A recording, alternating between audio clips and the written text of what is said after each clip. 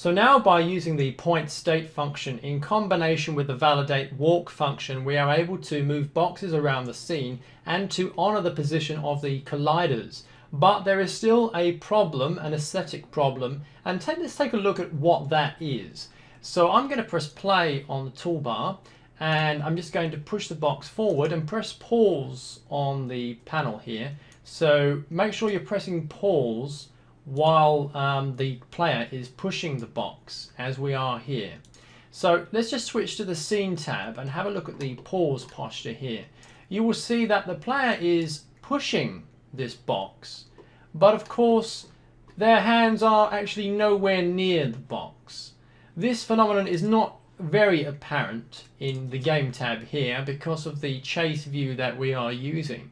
But still, the user might expect the player's hands to be slightly higher and for it to look a bit more realistic than this. The player still looks too distant and disconnected from the box.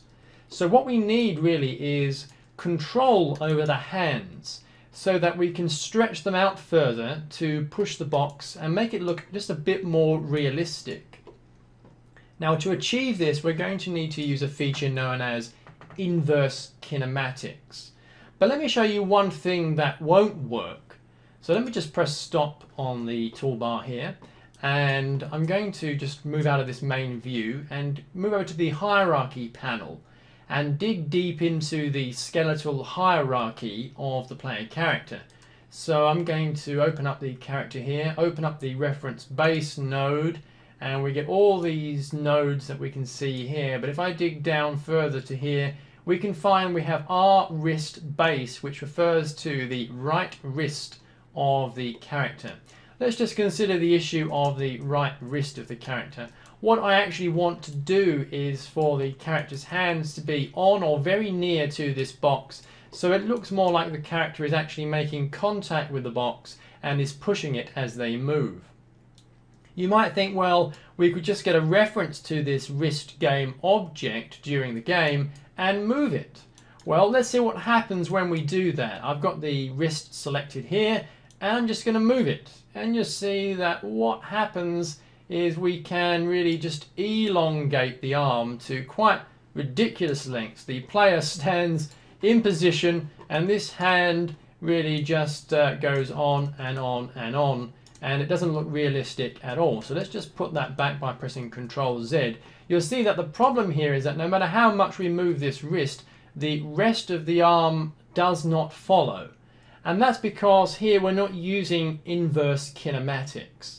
So in the next video, I'm going to be considering what inverse kinematics is and how we can get it working in Unity through scripting. So for the next few minutes, what I've done is I've just jumped into Blender, but you could be using any 3D software that you want. And what I want to do here is to demonstrate to you inverse kinematics. And it's easier for me to demonstrate it here than it is in Unity. So I want to show you what inverse kinematics is, how it's important, and say some preliminaries about how we can get that working in Unity. So right now in front of me I've got a rigged bone arrangement of a body here with a thigh, a shin and a foot.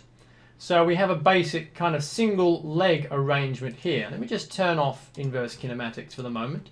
Now, without inverse kinematics, if we wanted to move or arrange this leg in a way that we could put it in perhaps a walk-in animation, we would have to animate every single one of these bones manually. So I would have to select this bone and I would just have to rotate it out a little bit, just select this shin here, rotate that out a little bit more, and effectively we are moving from the top of the chain downwards, animating every bone in the leg.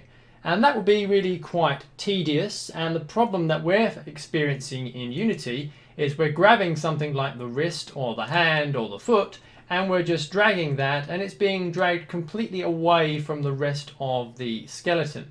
What we want to do in fact is be able to move this foot and have the rest of the leg automatically change and rotate to accommodate that. We effectively want to say at this joint here, at this particular position here, what we want to do is fix this in place so that every time if we choose to move it, then the rest of the joints in this leg chain here will rotate and bend to accommodate the change. So now I'm just going to switch to this thigh bone, activate inverse kinematics. Now if I select this foot and I move it, you'll see that the rest of the leg bones in the chain, they animate and they rotate to accommodate where I'm moving that foot.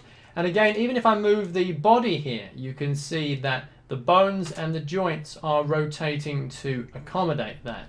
That is an example of IK at work, and we want to use this principle here to be able to position the player's hands on the box and have the rest of the joints animated nicely. So let's jump back over to Unity, but before I do that I should mention that in Unity, scripting with IK, which is what we are going to be doing, is a pro-only feature. You need to have the professional version of Unity to do it, which means that if you are using the free version of Unity, you'll have to skip over the remaining IK videos and pick up there at the next section. Okay, so I just wanted to keep that in mind. Let's move on. So to get started using inverse kinematics with the player character to position their hands on the crate, the first thing I'm going to do is create 2 new empty game objects. So I'm going to switch over here to the file menu and choose game object create empty, or you could press Ctrl+Shift+N on the keyboard. So I'll press Ctrl+Shift+N and we get a new game object in the scene. I'm just going to reset these transformations here and I'm going to name the object left hand dest for destination. I'm going to duplicate this object and I'm going to call this one right hand destination. So now we have 2 objects, a left hand and a right hand object. Now I'm going to select the player character. Actually, I'm going to fold up the skeletal hierarchy here in the hierarchy panel, and I'm going to drag and drop our hand destinations underneath the player character. Now you'll notice that because these are empty game objects, when I deselect them in the scene, they suddenly disappear. In fact, I can't click anywhere in the scene to reselect them because there's no visible indication that these objects exist. The only way to select these empties is by using this hierarchy panel. I can click on the left-hand desk and suddenly you can see the gizmo representation. But there is a kind of a neat little trick that you can do to make these objects easily visible in the scene viewport. I'm going to select the left-hand object here. And on this box icon that you can see up here in the Object Inspector, I'm going to click on that and I can choose an icon for this object. So I'm going to choose this diamond shape here. I'm just going to select the diamond shape, and all of a sudden now in the viewport you can see this diamond shape for the object. I'm going to do the same for the right hand object. I'm going to click on the box, choose the sort of diamond shaped icon, and now I can lift up both of these objects in the viewport. And in fact, now if I deselect them, you can just pick them and select them now in the scene, and you no longer need to return to the hierarchy panel. So what am I going to do with these 2 separate objects? Well, I'm going to use them as destination points for the player's hands. So let's bring in the left hand destination, which refers to this hand here. So I'm going to bring that into view here. I'm going to bring that slightly over here, and I'm going to bring it down perhaps just a little bit. So what I want to say is that when the player character is pushing the box, right now their hands come out to about here. I want her to stretch her hands out maybe to about there, like so. So something like that. That's where I want her hand to be. And obviously when the hands move to that destination point, I want the rest of the arm joints to follow and accommodate that change. I'm going to do something similar with a right hand object. Let's bring this into view around about there-ish and about there. So let's just bring that into view. I want the right hand to be positioned somewhere about there, maybe further down, about there-ish. So I'm using these 2 points here to mark the destination points where I want her hands to be when she's pushing the box. And again, you don't need to worry, just because these objects have icons, you don't need to worry that they'll be visible in the game viewport. They won't be. If I press the play button on the toolbar, you'll see that you can't see them in the viewport at all. so they're only visible in the scene viewport while you are editing the level. So I've marked these left hand and right hand destination points, and these are going to be interacting with the IK that we're going to be creating, and we're going to be seeing that next. So we've now created two empty objects in the scene to mark the destination positions that we expect the hand to move to using inverse kinematics.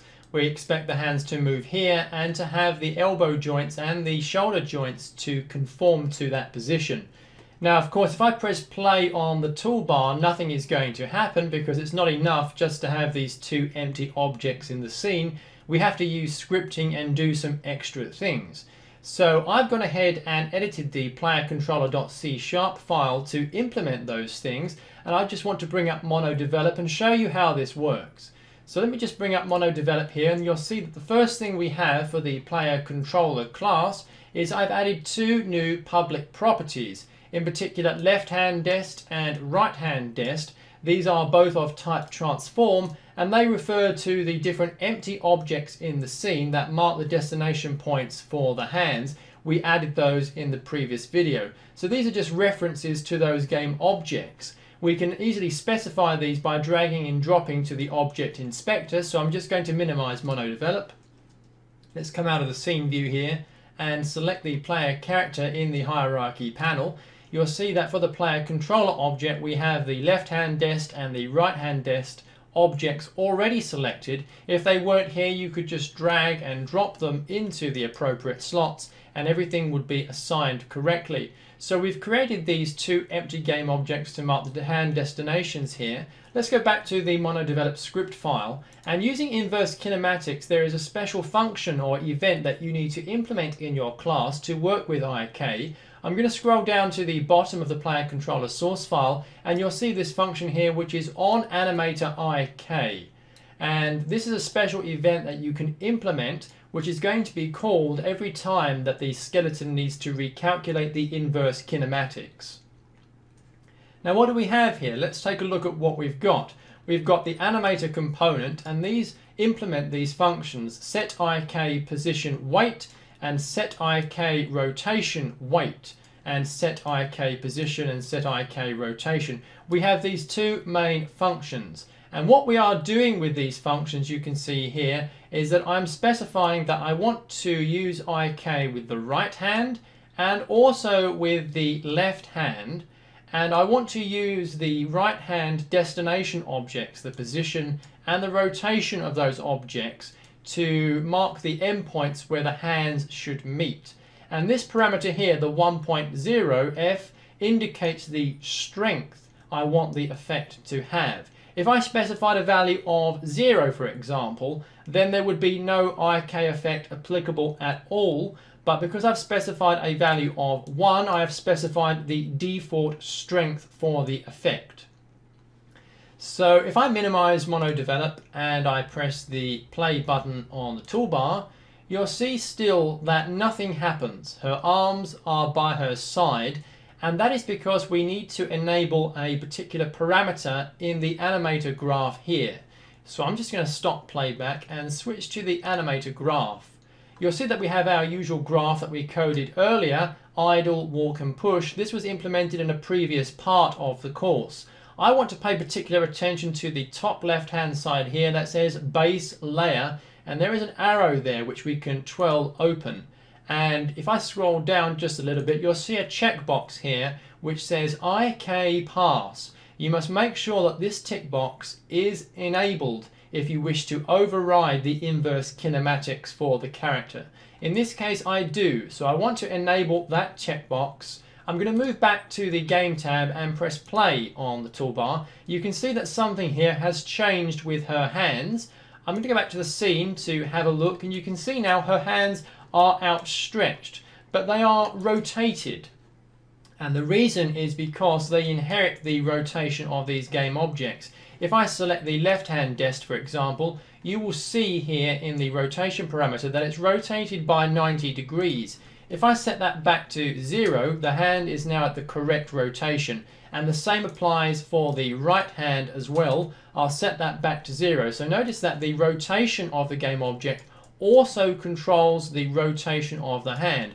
just maximize the game viewport so we can see this better. So here again, we're rotating the game object, and that's rotating the hand. We can also rotate it up and down, and that controls the rotation of the joint there. That's looking pretty good. I can also select this game object, use the translate tool, and I can start to position this arm, and notice that it's starting to move. Again, I can bring it further back, and notice that the joints now here on the arm, the elbow joint for example, is starting to bend and conform based on our inverse kinematics. So I can come out here and I can start rotating the hand around, and it's looking pretty good. Everything is working quite nicely with this, so I'm just rotating the arm out. I can move it in and out, and well, frankly, I can move it all about. It's looking pretty good.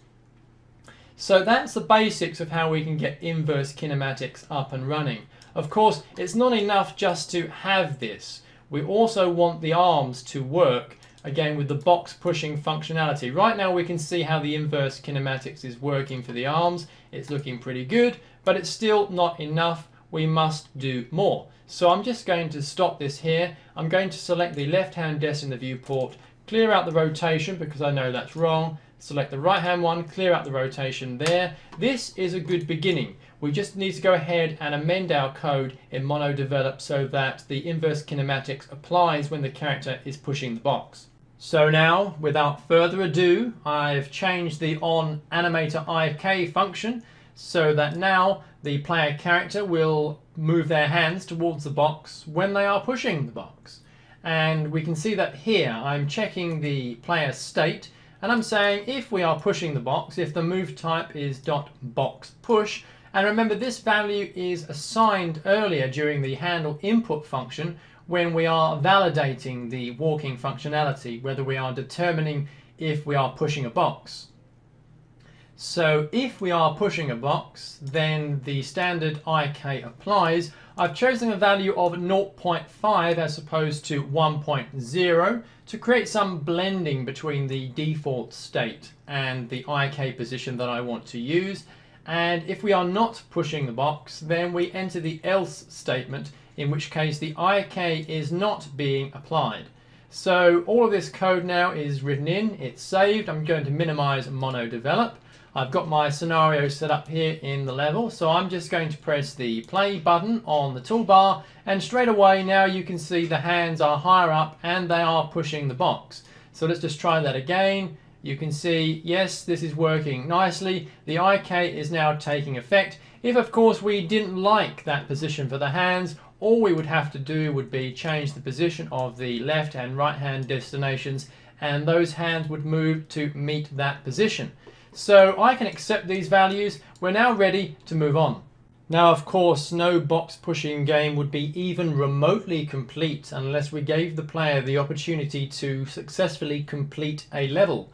And in this game, a level is completed when all the boxes have been pushed onto their destination points. Now, right now, we don't have any destination points at all, so we need to correct for that. So what I'm going to be doing to create these destination points is I'm going to be using the Unity 4.3 sprite functionality. What this means in practice is that to follow along with this part, you'll need Unity 4.3 or above, which is the version in which they introduced the 2D functionality. So I'm going to switch over here in the project panel to the textures group, and you can see we have imported an Atlas texture here.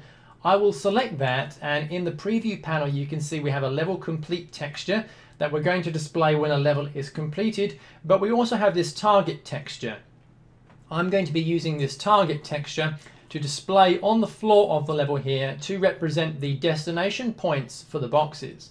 Now, to put this into the level, I'm going to click on this right pointing arrow to expand this group, and I'm going to select the target sprite that we have here and drag and drop that into the hierarchy panel. I'm just going to raise it up so you can start to see this object coming in here, bring it into the level. Now right now this is too large, so I'm going to scale this to 0.3 on all axes.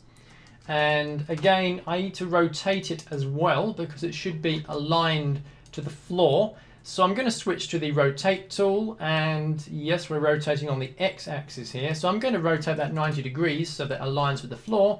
I'm going to switch to a top view, change it to orthographic, maximize the viewport and bring this destination point over here, aligning the axes, the gizmo axes here with this floor tile, and that looks pretty good. So let's just switch back to a perspective view and maximize the viewport and bring this down to the floor and align it on the surface here.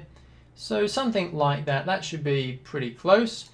Now, of course, I want to add some transparency to this sprite. And what I'm going to do that is create a new material. So I'm going to switch to the materials group, right click, choose create, and I'm going to select material from the list. And I'm just going to call this Spr Matte and select that sprite material. For the shader type, I'm going to select shader, sprites, and default. That appears outside the recording window, but there is an option there that says default, and I'm going to choose that. And straight away we get this default sprite here. And then we've got a tint that we can apply if we wish to apply a tint, but I don't. I'm just going to drag and drop that material onto my sprite here. If I select that in the viewport, you can see we've got a sprite and you can see the material assigned here. Now, of course, we have a tint. I don't want to give it a particular color tint, but I do want to adjust its transparency. We can do that by clicking on the tint color, and you'll see here in this color picker, we have a value for the alpha. I'm just going to reduce the alpha here to something like that. I think that's looking pretty good. It shows us part of the floor and the destination on top of it. So that's looking pretty good. But we also need to know when the box is going to be pushed onto this destination point. And again, to do that, we need to use colliders. So I'm going to move up here to the menu, choose Component Physics, and I'm going to add a box collider. You can see the box collider has been added, but of course I don't like the size that we have. I want to stretch this up even further. So I'm just going to increase the Z size here. Let's just move this box collider to about there. Something like that, so that we can detect a collision between the box and this collider here. I'm going to enable the is trigger volume here so that we can detect when the box enters. We're not really interested. We don't want this to be detected as a standard collider along with the walls or along with the boxes. We just want this to be a trigger volume. I'm also going to mark this with a tag of end. Again, if you don't have an end tag, I suggest that you create one, but I'm just going to mark this with the tag of end to indicate that this is an end point. And now, having created this, we are really ready to kind of prefab this kind of object. So I can switch over to prefabs, I can choose create, and I can choose prefab. I can mark this as end, like so. Let me just go and correct the spelling there. Should be lowercase n, and I can drag and drop this target onto that endpoint. And now we've got the endpoint that we can just reuse as many times as we need in the level to create endpoints. So off screen, I'm probably going to go ahead and duplicate these endpoints to create 4 end pieces for this level, because I know in advance that we're going to have for this level 4 boxes, which means we're going to need 4 endpoints. So I'm going to pick up endpoint creation and resume in the next video. Now off screen, I've gone ahead and created the remaining destination points for the boxes. But of course, right now you'll see that we still have only 1 box, and that is entirely intentional because there is still something else that we need to do regarding these boxes. If I press play on the toolbar and I'm in the scene and I push the box, for example, and then I walk around this side and I push the box onto the destination point, it has now landed on the destination point, entering the trigger volume. But of course, we need some kind of functionality that maintains when these boxes are on their destinations or not, because there will come a point during the game logic where we'll need to check when all the boxes are on their destinations so that we complete the level and move to the next one. So I want to handle that functionality now, and I'm going to do that by creating a new C# class specifically for the box class. So I'm going to stop playback here, switch over to the scripts tab, right click, choose create, and choose C# script, and I'm going to call this script crate, like so. I'm going to double click to open this file in MonoDevelop, and we can see it here in MonoDevelop. And there's a whole range of code that I'm going to need to create for this. I'm just going to select all of this, press Ctrl V to paste in that code that we have here. So what I've done is I've created a Boolean property. B is on destination, and this begins as false, this value will be switched to true when the box is on the destination. And we have these two functions or events here, on trigger stay and on trigger exit.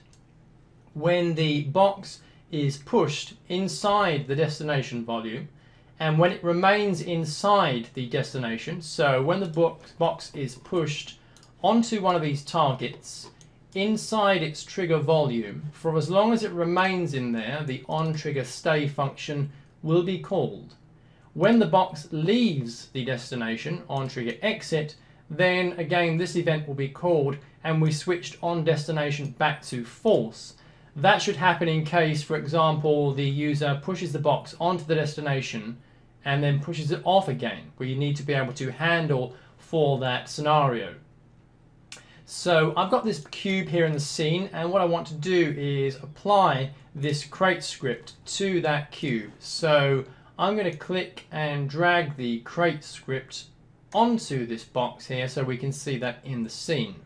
Now, of course, if I press play on the toolbar and I begin pushing the box, and again, if we keep an eye on the object inspector here, we are expecting this on destination flag to enable when the box is pushed into this endpoint here, but you'll see that actually nothing happens. This tick is not enabled. And again, if I come over to this side and I push the box off of the destination, again, nothing changes. And the reason is because collisions can only be detected between these colliders and the trigger volumes if one of the collider objects has a rigid body controller, a rigid body component. So what I'm going to do is add a rigid body component to this box here.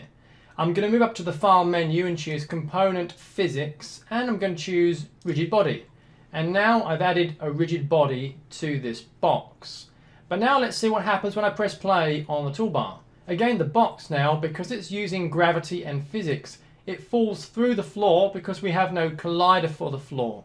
But we can override all this default physics behavior by enabling this box here, by enabling this checkbox, is kinematic. That will disable the default physics handling and allow us to override it using our own functionality. So now I'm going to press play on the toolbar, push the box forward, keeping an eye on this value here, and then as I push the box onto the destination, suddenly now it is enabled. And if I go back to the other side of the box, like so, let's go around this side and push the box off the destination. Now it is deactivated because the box is no longer on its destination. So right now it's really useful to have these crate values. We're not going to be processing them all just yet. Later in this course we're going to be creating a game manager class that will search through all the boxes in the scene, making sure they're on their destinations to progress things to the next level. But we have this functionality built into the crate now for when we need it later. So what I'm going to do is switch to the Prefab tab, right click, choose Create and select New Prefab, and I'm going to select Crate Prefab, and I'm going to drag and drop this box here onto the prefab just to create a new crate prefab. I can switch out here now, of course, and start to drag and drop in the other boxes that we need for this level. And in doing that, we have completed the crate prefab. Now in this final section for this part of the course, I want to consider camera functionality and the general chase view. Previously, I had selected the camera object in the scene and parented it to the game character, so that wherever the character went, the camera automatically followed. But right now I've unparented the camera, and if I press play on the toolbar and I move the character around, the camera simply doesn't follow at all because I've unparented it. Now, parenting the camera in that way and following the character worked fine, but still we can improve the general camera handling mechanics and the smoothness of the camera if we apply some scripting.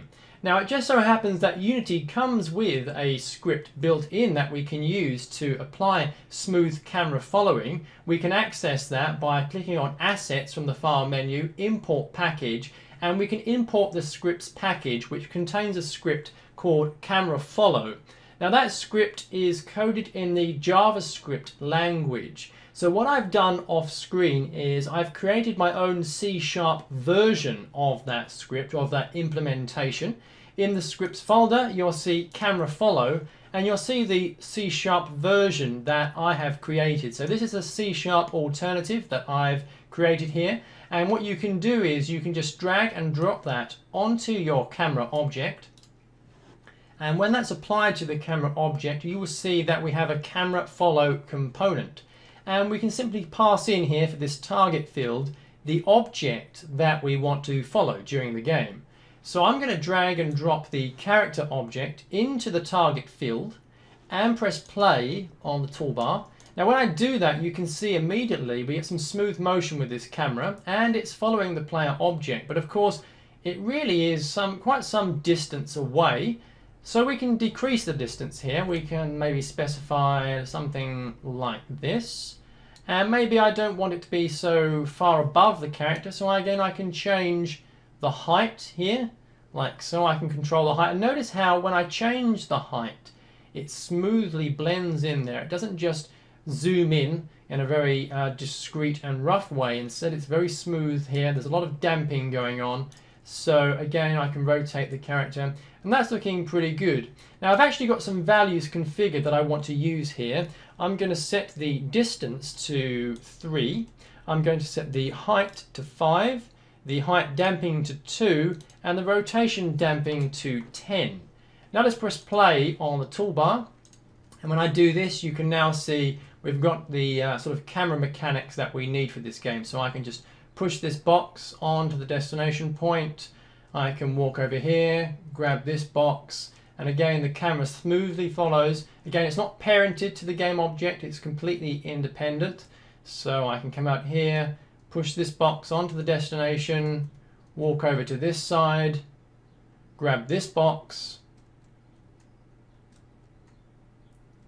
again push that onto the destination. And now for the final box in the scene, and this will complete a level.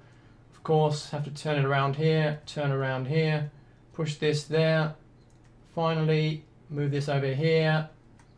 And now for the last push of the game, and voila, one level completed. Of course, right now it doesn't detect that. Of course, if we view each of the targets in the scene, you'll see here, let's just find the crates actually, sorry.